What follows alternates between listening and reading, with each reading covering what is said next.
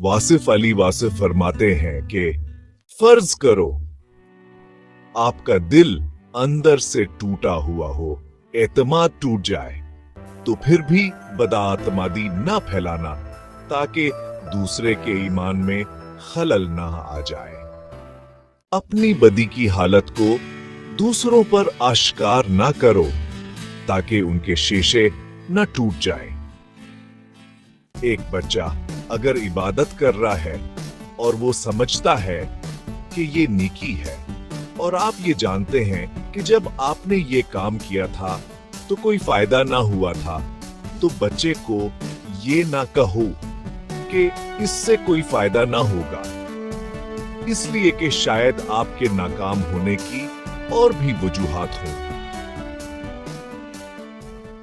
तो किसी के नीक एतमाद को अपनी बदगमानी से मजरूह ना करना।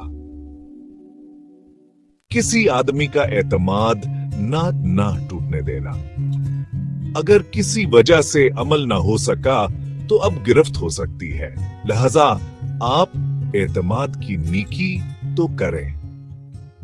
गिरफ्त का कभी इंतजार ना करना कि अल्लाह के फजल का इंतजार करना। और ये तफसीसना और ये इसका फैसला है, उसने बता दिया है कि मेरा फजल बहुत ज्यादा है।